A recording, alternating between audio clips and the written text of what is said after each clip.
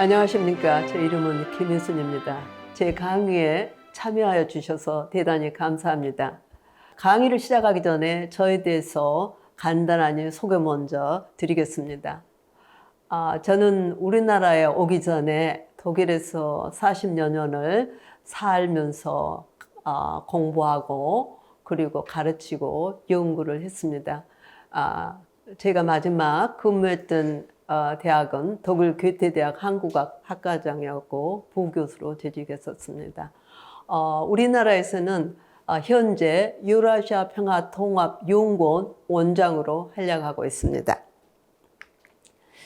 자, 독일 통일에 대해서 오늘 말씀드릴 분야는 약 8개로 첫째는 독일의 분단 가정에 대해서 말씀드리고 두 번째로는 분단 이후에 펼쳐지는 냉전, 거기에서는 주로 지배 이념과 동서 갈등 및 독일 분단에 주목하여 다루고, 그 다음에 동서독을 관리하는 연합국 체제에 대해서 조명을 해드리고, 그리고 나서 통일을 위한 준비 과정, 정치적 관점에서 그 발자취를 따라가 보겠습니다. 그리고 다섯 번째로 동독의 소련의 자유화와 개방화의 영향이 동독 발전 어떻게 영향을 미치고, 그리고 이에 대해서 서독이 어떻게 반응하는가를 간단하게 전착하도록 하겠습니다.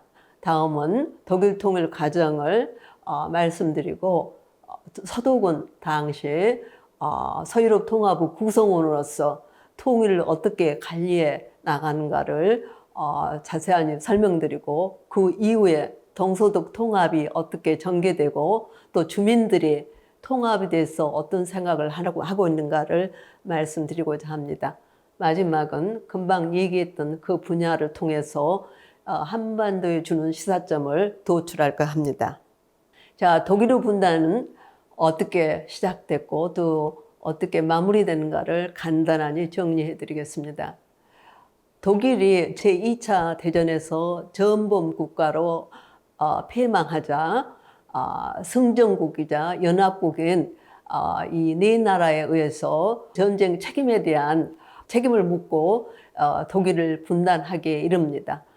연합국은 미국과 소련, 영국, 프랑스이며 이들은 네 국가는 승전국으로서 독일을 통치하게 이릅니다.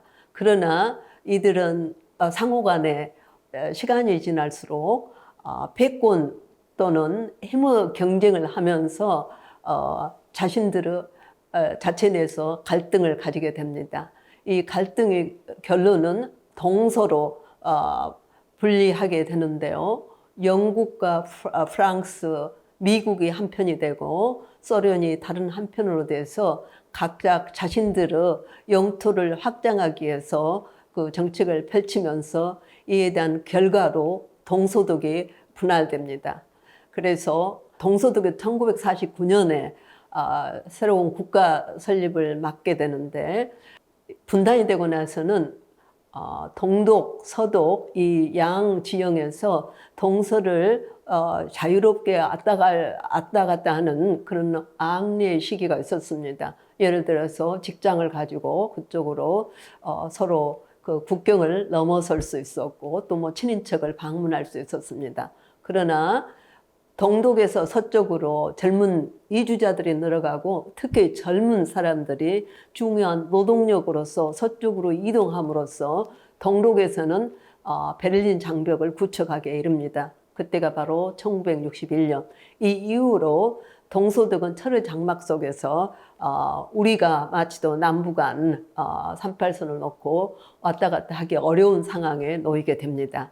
그러나 이 과정은 서독의 여러 정책에 의해서 좀 느슨해지면서 특히 고르바초프가 1985년에 시작한 개혁, 개방 정책에 의해서 특히 이 정책이 동북권과 동독에 영향을 미치면서 이 결과로 베를린 장벽의 붕괴를 하게 됩니다. 이런 점은 제가 자세하게 설명을 드릴 거고요. 그리고 그 이후에 동서독을 가로막던 베를린 장벽이 붕괴되면서 1990년 10월 3일에 독일이 통일을 맞게 됩니다.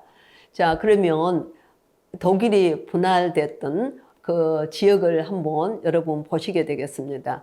자, 오른쪽에 빨간색으로 칠해진 데가 바로 소련이 점령했던 지역. 오늘 그 통일과 분단되고 나서는 동독이 되겠습니다. 그리고 초록색은 영국, 그리고 남색은 프랑스, 오렌지는 미국이 지배하는 그런 관리 체제를 갖게 되었습니다. 그래서 이 영국, 프랑스, 미국이 한 편이 되고 소련이 다른 편이 돼서 이 갈등을 갖게 됩니다. 그 갈등은 미국을 이주한 자유와 자본주의 및 시장경제 이에 반해서 평등과 공산주의와 사회주의 계획경제를 추진하는 이런 기조를 내세우며 두 양 진영에서는 갈등을 계속 유지하고 있었습니다. 자, 이런 갈등이 동서독 내에서도 동서독에도 영향을 미친 것을 볼 수가 있습니다. 예컨대 서독 같은 경우는 할슈타인 독트린을 토대로 공산주의 배척을 하게 됩니다. 또 이 정책으로 소련을 제외하고 동구권과 동독을 배제하게 이릅니다. 그러나 이 정책은 오래가지 못하는데 이 점은 조금 후에 다시 말씀드리겠습니다. 금방 얘기했던 그런 경계선이 느슨했기 때문에 이 동서독이 왕래를 하는데 그렇게 문제는 없었지만 그러나 동독에서 서쪽으로 탈출한 사람이 늘어가면서 동독이 베를린 장벽을 구축하게 이릅니다. 자, 동서가 나뉘어서 그 이상 같이 활동하기는 어려운 상황에 이르면서 미국에서는 마셜 플랜을 내세우고 서유럽 재건을 위해서 지원 계획을 설정합니다. 그 프로그램 아니면 플랜 뒤에는 무역 장벽을 제거하면서 산업시설을 현대화하고자 합니다. 그 이면에는 공산주의 확산을 방지하는 것도 큰 의의가 있었습니다. 그래서 당시 그 마샬 플랜에서 지원하는 지원금을 가장 많이 받은 나라가 영국 26%, 프랑스가 18%, 소독이 세 번째로서 11%를 받게 됩니다. 그 외에도 18개국이 이러한 혜택을 받았고 굉장히 재미있는 사실은 소련도 그런 미국하고 갈등이 있었지만 미국의 경제 지원을 받고자 합니다. 그러나 미국이 거부를 합니다. 그러자 소련은 루마니아나 폴란드 같은 나라가 미국으로부터 그런 혜택을 받고자 했을 때 차단을 합니다. 그래서 이 금지 정책으로 인해서 양쪽 진영은 더 아주 첨예한 갈등으로 치닫게 됩니다. 이 결과 미국에서는 그 군사 동맹체를 만들기에 이릅니다. 그게 바로 북대서양 조약기구, 우리가 흔히 얘기하는 나토입니다. 나토는 1949년에 8나라에 의해서 그들의 동맹을 맺으면서 시작되고 그 본부는 벨기에 브뤼셀에 있습니다. 목적은 우방 국가의 안보와 결속에 있고요. 소련과 공산권의 확장을 차단하는 데 있었습니다. 그리고 하나 더 나아가서 비해원국이, 즉 나토 비해원국이 해원국을 공격할 때 상호 원조와 방어를 같이 한다는 그런 목표를 가지고 있었습니다. 자, 창립국은 미국을 이슈해서 프랑스, 영국, 노르웨이, 이탈리아, 캐나다, 덴마크, 네덜란드, 벨기에, 포르투갈, 아이슬란드, 룩셈부르크가 있었습니다. 자, 이 나토가 성립되고 나서 동구권에서도 가만히 있을 리가 없었죠. 그래서 그들도 소련하에서 바르샤바 조약기구를 출범시킵니다. 여러분 이 그림을 보면 아시겠지만 빨간 색으로 칠해준 곳이 바로 소련 아래서 나토가 아니라 바르샤바 협력기구에 참여한 나라들의 표시가 있고요.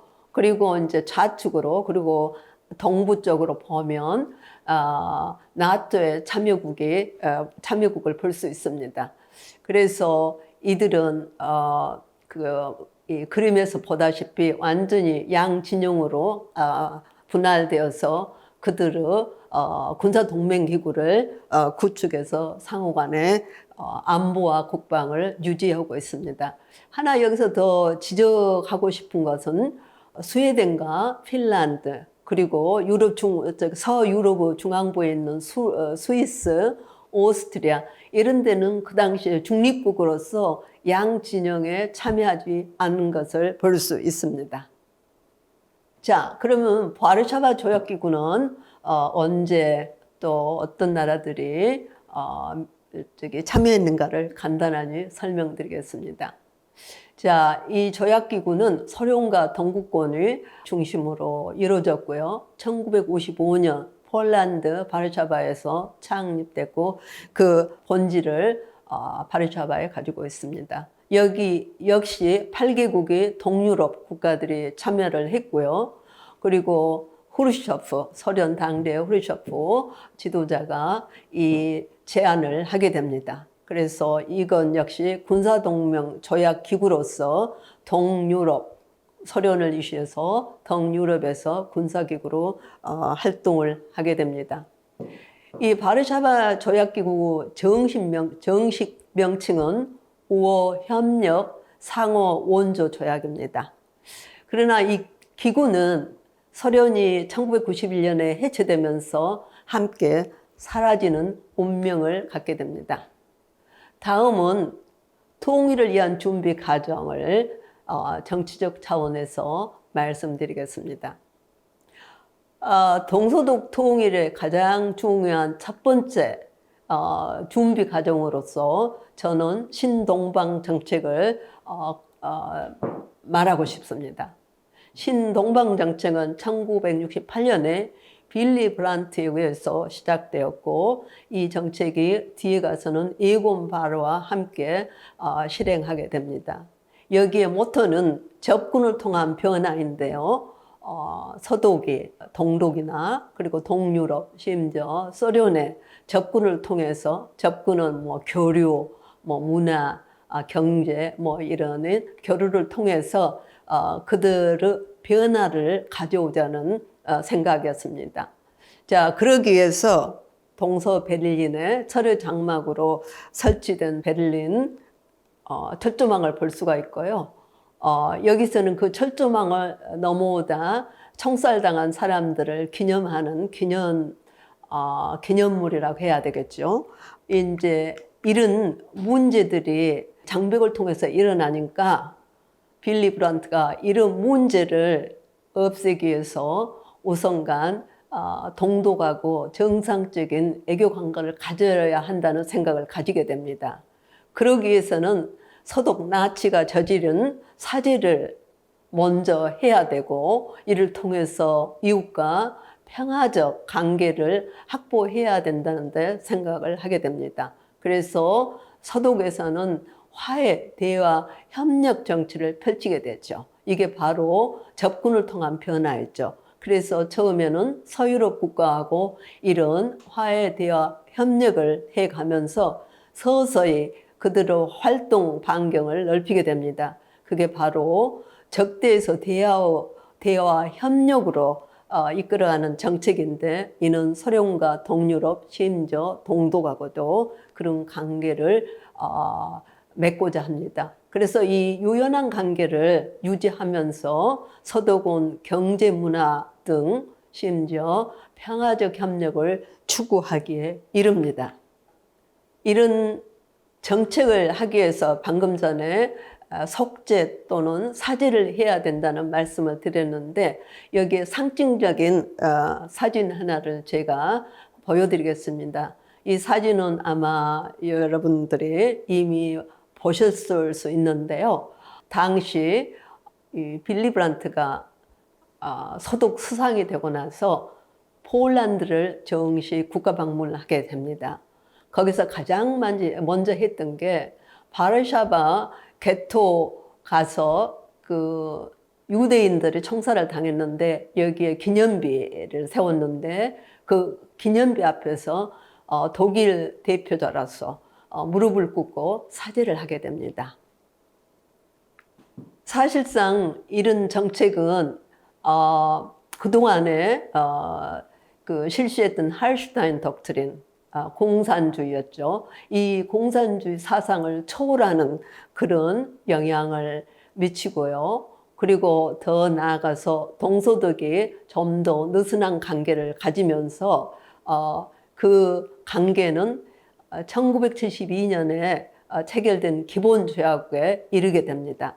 그래서 이 기본조약에 따라서 동서독은 상호간에 방문을 할 수 있고 편지를 주고받고 할 수 있고 전화도 서로 간에 할 수 있고 차관이나 그 밖의 지원을 통해서 도로 구축, 경제 시설들을 그 개선해가는 그런 정책을 실시하게 됩니다. 자, 이런 정책은 사실상 서독이 그동안에 자주적 애교 노선을 유지하고 이에 대한 많은 힘을 그리고 지원을 했기 때문에 가능하게 되었습니다. 그래서 동서독은 그 이후부터 평화적 관계를 유지하고 있습니다. 자, 이 사진을 보면 왼쪽이 서독 브란트 수상이고요. 오른쪽은 동독 호네카 수상입니다. 이들이 만나서 그들의 미래를 상의하고 이 장면은 사실상 우리에게도 어떻게 보면 익숙하다고 생각합니다. 김정일 국방의장과 그리고 김대중 대통령의 만남, 그리고 얼마 전에 우리 문재인 대통령과 김정은의 대표자, 그 북쪽의 대표자들이 만나는 사진들이 세계적으로 전파된 것을 볼 수 있듯이 그 당시 이 두 분의 만남도 굉장히 크게 매체에서 홍보하고 소개했었습니다.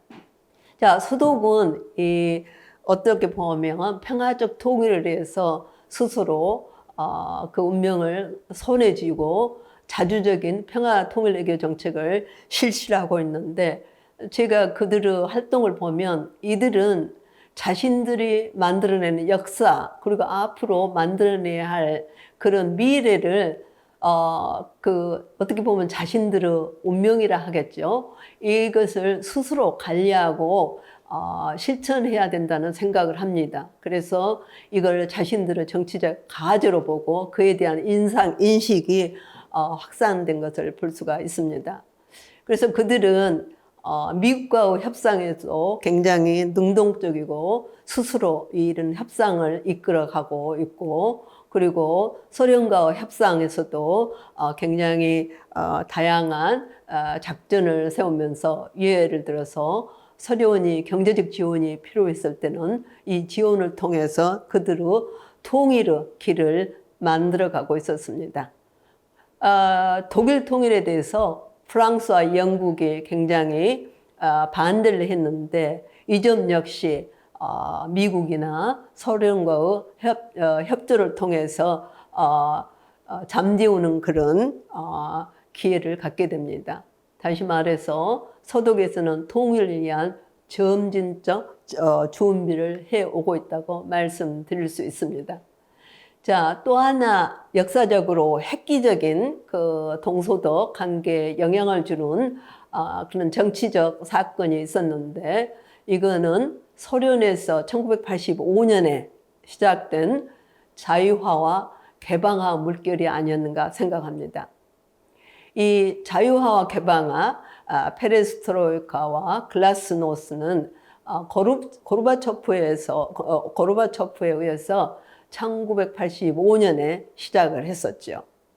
그래서 이 정책은 그동안에 동구권에 그리고 동독에 많은 영향을 미쳤습니다. 예를 들어서 폴란드의 노동자 운동이 활성화되어 있는 과정에서 이 운동은, 이 정책은, 소련의 정책은 굉장히 폴란드 노동자 운동에 힘이 되어줬고요. 그리고 동독에서도 그동안에 정부 반대하는 시위, 그리고 민주화 운동, 심지어 동독 주민들이 동유럽을 통해서 서독으로 탈출하게 되는데, 여기 이 모든 변화가 고르바초프 이 정책에 의해서 시작된 거라고 볼 수 있습니다. 자, 이 이후에 동독에서는 이제 다양한 도시에서 시위를 하게 되고 또 민주화 운동도 활발하게 되는데, 사실상 이 운동을 제지하기 위해서 당시 크렌츠 수상 대리라고 할 수 있는데, 소련을 방문을 해서 고르바초프에게 도움을 요청합니다. 탱크로서 이 시위를 밀어버리자는 그런 제안을 하는데 고르바초프가 거절합니다. 자, 늦게 오는 자에게는 사함이 벌을 준다라고 아주 유명한 명언을 남기게 되죠. 그래서 크렌츠는 그 당시에 빈손으로 동독으로 돌아오고 결론적으로 그 자신을 지위에서 제거됩니다. 자, 이런 상황에서 서독에서는 어떻게 이런 흐름에 반응을 하고 있었을까요? 사실상 처음에는 뒷짐지고 좀 보고 있었던 상황이죠. 이 운동이 어떻게 진행이 될까? 그러면서 동독에서 일어나는 민주화 운동을 마음속으로는 굉장히 빌었겠죠. 빠른 좋은 성과가 있기를. 하지만 그 당시는 정책적으로 어떻게 뭐 통일 정책으로서 관리나 어떻게 해볼 수 있는 상황이 아니란 걸 알고 있었습니다. 그러나 크렌츠가 돌아오고 모든 것이 그 동독 체제의 동독 정권의 원하는 대로 돌아가지 않으면서 시위와 운동은 더 강렬해집니다. 그리고 동독에서 여러분 아시겠지만 우리는 하나의 민족, wir sind ein Volk. 그리고 동시에 wir sind das Volk. 우리는 wir sind ein Volk는 우리는 하나의 민족이다. wir sind das Volk. 우리가 주체이다. 이런 거죠. 구호를 내걸고 운동을 하게 되면서 서독에서도 움직임을 보입니다. 콜 총리가 이에 대한 반응으로 서독과 동독은 하나이다라는 강연을 하고 그리고 3단계 통일 방안을 제시하게 이릅니다. 제1단계에서는 동독에서 자유선거가 치러져야 된다는 제안을 합니다. 그래서 이 자유선거가 처음으로 동독에서 1990년 3월 18일에 시행됩니다. 거기 자유청선거에 물었던 것은 주민들이 통일에 찬성하느냐 이런 의미가 담겨 있었죠. 그들은 지배적으로 찬성을 했습니다.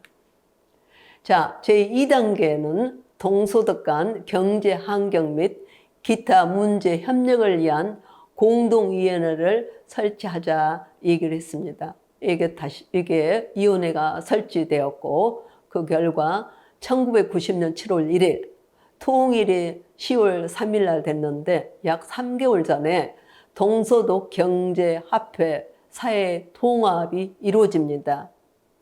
이 단일 경제 또 화폐는 사실상 통일을 의미하게 되는 거죠.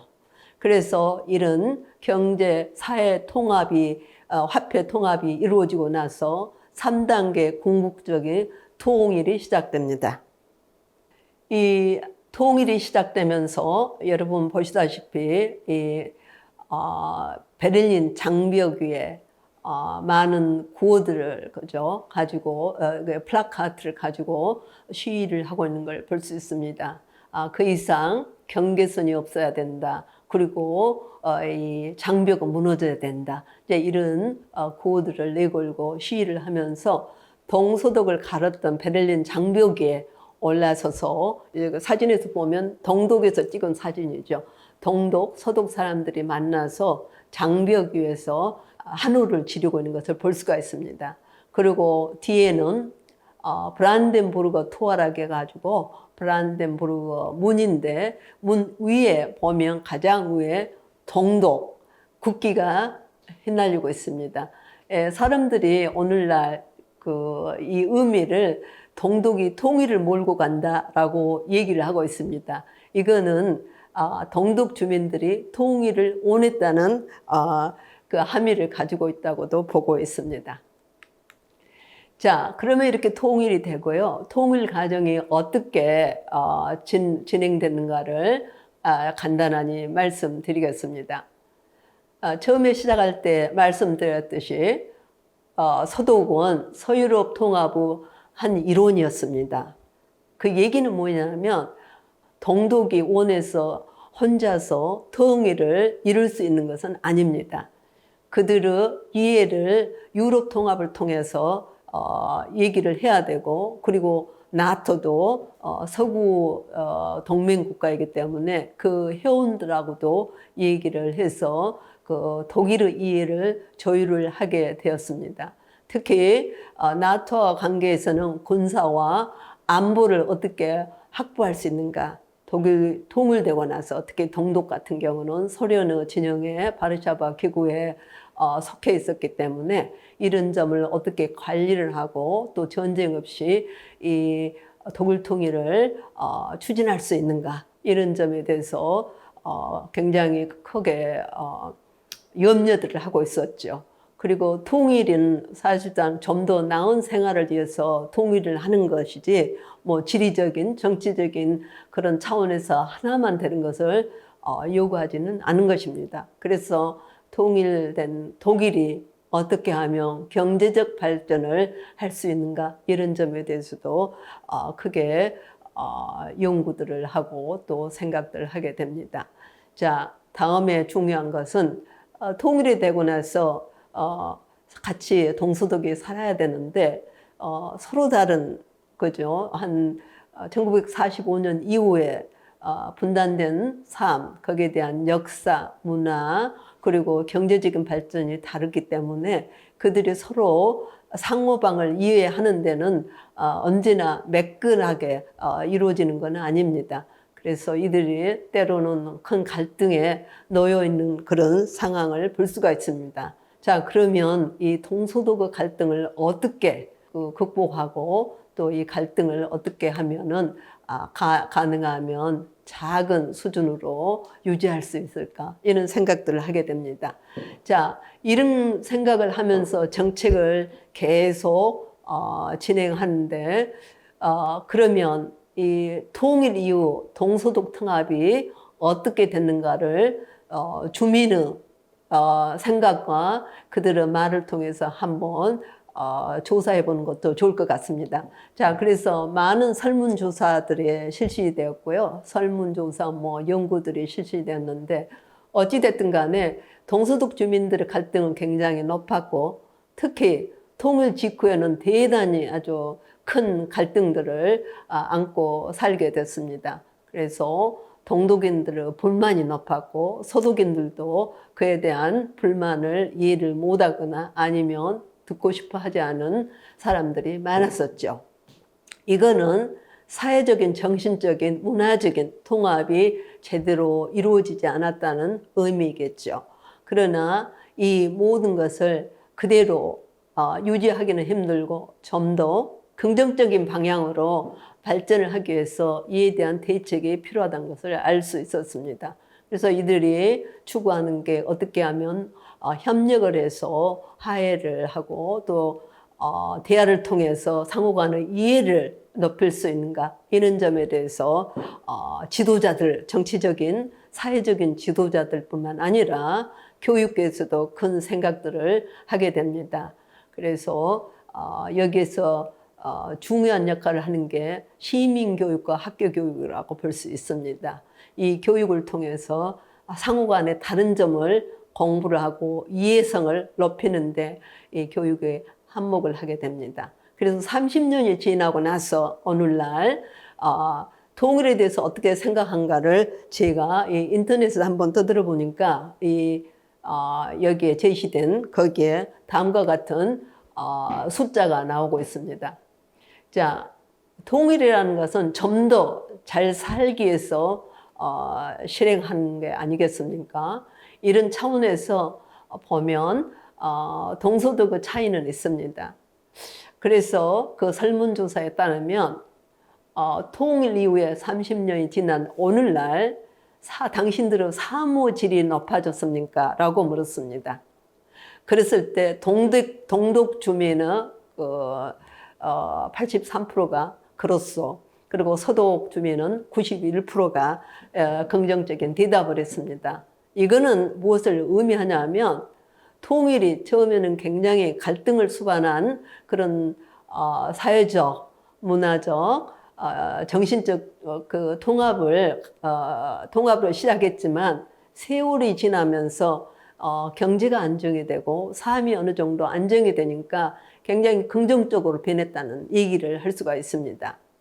그래서 또 주민들에게 당신들은 독일 통일에 대해서 어떻게 생각하십니까?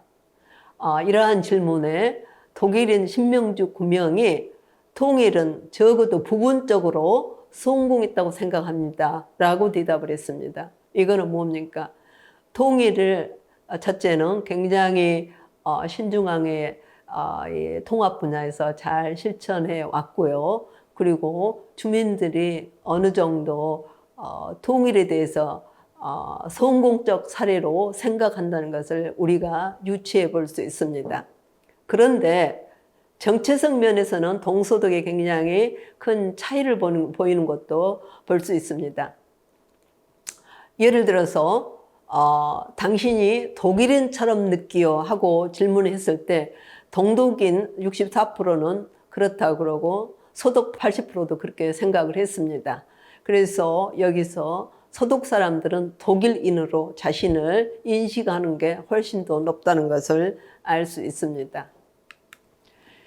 자, 동독인 중에서 자신들을 어떻게 생각하는가를 물었습니다. 그들 자신은 스스로 아직도 이 사회에서 2등 시민이라고 생각합니다.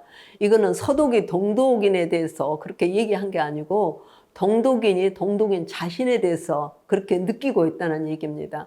그러니까 이거는 아직까지 어떤 의미에서는 100% 통합을 이루지 못했던 것을 여기서 방증하고 있습니다.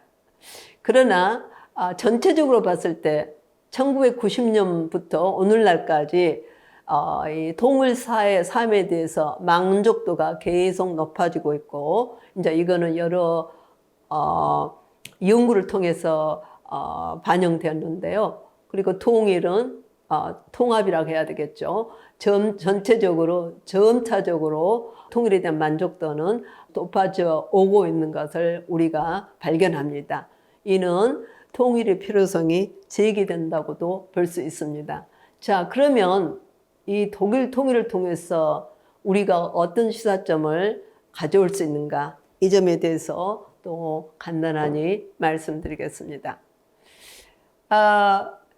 신동방 정책이 굉장히 중요한 첫 선을 그었다고 저는 생각합니다. 이 신동방 정책이 독일 같은 경우는 정권이 바뀌어도 계속 지속되고 있다는 것을 볼 수가 있습니다. 우리나라는 정부가 바뀌면 모든 기조, 정신, 정책이 완전히 바뀌어지는데 독일 같은 경우는 아무리 정권이 바뀌어도 그 기조 정책은 그대로 이어지고 있어서 굉장히 많은 경험이 축적되고 그리고 상호 미래를 위해서 동서독이 그동안에 해왔던 애교 관계가 그대로 유지되고 있는 것을 볼 수가 있습니다. 그래서 이 정책에서 드러나는 것은 동독에 대한 정책은 점차적이고 장기적이고 실용적인 특성을 보이고 있다는 것을 말씀드릴 수 있습니다. 그 다음에 서독은 국제 정치적 변화에 유동성 있게 대처를 했다는 것을 볼 수가 있습니다. 그 철의 장막 시대에 브란트 같은 경우는 그 선을 깨고 서로를 끌어안고 동유럽을 그리고 결국에는 동독을 끌어안은 그런 정책으로서 성공했다고 볼 수가 있습니다. 아울러 이들은 동유럽과 동독과 교류 협력을 통해서 굉장히 중요한 하나의 결정에 이르게 됩니다. 그건 바로 1972년에 체결된 기본 독일 동서독 독일 기본 조약인데 거기에서 양 국가가 서로 국가로서 승인을 하게 됩니다. 물론 하나의 국가이지만 그러나 특별한 상황에서 상호 간에 그 국가임을 인정을 하고 있습니다. 그리고 통일 관계에서 보면 동독 주민들이 자발적으로 통일을 원한 것입니다. 어느도 뭐 외부나 내부에서 동독이 통일을 해야 한다고 압박하지는 않았습니다. 그래서 이들이 취했던 그 중요한 수단은 총선거는 민주주의의 비밀 그리고 평화적 그런 관계에서 실시되었던 것입니다. 자, 이 선거에 의해서 직간접적으로 하면은 그 동독 주민이 서독에 편입하겠느냐는 그런 생각을 물었던 것입니다. 제가 처음에 시작할 때도 얘기했지만 편입하겠다는 그는 의견이 지배적이었다고 말씀드렸죠. 그래서 이 선거를 통해서 통일을 원했고 이게 구동독에서 새로 시작되는 의회는 이거를 공식적으로 결정을 하고 서독 편입을 의결했던 것입니다. 그래서 동서독 통일, 특히 동독 측에서 보면은 외부 세력의 강요가 아니고 자신 스스로가 통일을 원했고 그래서 그 토대에서 서독이 받아들이면서 통일을 이뤘던 것입니다. 자, 통일 이후에 보면 정치, 경제 통합이 먼저 시작을 했고 그 이후에 점차적으로 사회문화 통합이 이루어졌는데 사실상 이거는 후발순으로 사회문화 통합이 이루어져서 물론 독일 통일이 갑작스럽게 이루어졌기 때문에 이런 통합이 병행을 하기가 힘들었습니다. 그러나 우리는 통일을 할 수 있는 준비를 지금부터 할 수 있어서 우리가 통일이 되면 그 이후의 통합은 정치 경제뿐만 아니라 문화 사회 정신적 통합이 같이 가도록 지금부터 우리가 준비를 해야 된다는 생각을 하게 됩니다. 자, 통합이라는 것은 상호 간에 노력이 없으면 이루어지기가 힘듭니다. 조화로운 통합사회는 자동적으로 이루어지지 않습니다. 여기에 주민들이 같이 살아야 되니까 동서독 주민들이 같은 의지로 또 실천을 해야 되는 것을 볼 수가 있습니다. 자, 독일 통일은 평화와 경제 발전을 수발하면서 점진적으로 이루어진 것을 볼 수가 있습니다. 끊기지 않고 계속 이루어지고 또 거기에 대한 인내심을 우리는 볼 수 있습니다. 우리도 사실상 남북한 통일 그 이후의 통합을 지금부터 잘 정책이나 스트래티지컬 그런 차원에서 준비를 잘해야 될 것 같습니다. 자, 이 독일 통일을 보면서 우리가 간과해서 안 될 것은 독일이 가졌던 모델을 한번 공부해 보면서 독일이 어렵게 이룬 그런 통일을 한 번쯤 부분적으로 우리 통일에 한번 들여다보는 그런 기회가 되었으면 좋을 것 같습니다. 감사합니다.